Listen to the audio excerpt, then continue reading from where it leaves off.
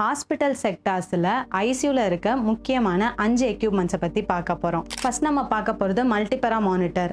அதில் நிறையா பெராமீட்டர்ஸோட காம்பினேஷன் நம்மளுக்கு அந்த ஸ்க்ரீனில் டிஸ்பிளே ஆகும். நிறையா வைட்டல்ஸ் அதில் நம்ம பார்க்கலாம் ஒரே மானிட்டரில்.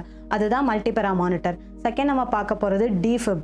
இந்த டிஃபிப்ரிலேட்டரில் வந்து பேஷண்ட்டுக்கு ஹார்ட் ரேட் ஹையானாவோ இல்லை ஹார்ட் ரேட் ஸ்டாப் ஆகிட்டாவோ நம்ம சடனாக கார்டியாக் ஷாக் கொடுத்து ரிவர்ட் பண்ணலாம் ஹார்ட்டை. ஸோ அதுக்கு தான் இதை யூஸ் பண்ணுவோம். அண்ட் தென் தேர்ட் நம்ம பார்க்க போகிறது வென்டிலேட்டர். பேஷண்ட்டுக்கு O2 கம்மியாக இருந்தாவோ, SpO2 ரேஞ்ச் வந்து கம்மியாக இருந்தாவோ, இல்லாட்டினா அவங்க மூச்சு விடுறக்கே ரொம்ப கஷ்டப்படுறாங்க அப்படிங்கிற பட்சத்தில் நம்ம வென்டிலேட்டர் கொடுப்போம். ஃபோர்த் நம்ம போகிறது சிரஞ்ச் பம்ப். சிரஞ்ச் பம்ப் எதுக்கு யூஸ் பண்ணுறாங்க அப்படின்னா மெடிக்கேஷனை சிரஞ்சில் கம்மியான அமௌண்ட் பேஷண்ட் சைட் கொடுப்பாங்க. ஃபிஃப்த்து பார்க்க போகிற எக்யூப்மெண்ட் வந்து இன்ஃபியூஷன் பம்ப். இதுவும் சேமாக சிரஞ்ச் பம்ப் மாதிரி தான், பட் அமௌண்ட் வந்து கொஞ்சம் கூட நம்ம பேஷண்ட்டுக்கு டெலிவர் பண்ணலாம்.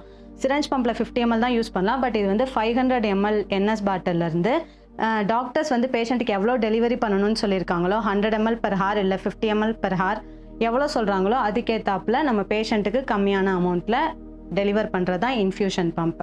தேங்க்யூ. KMC மருத்துவமனை காரைக்குடி புதிய பேருந்து நிலையம் அருகில். தொடர்புக்கு 9688822044. உயிர் காக்கும் உயர் சிகிச்சைகள் அனைத்தும் உங்கள் அருகில்.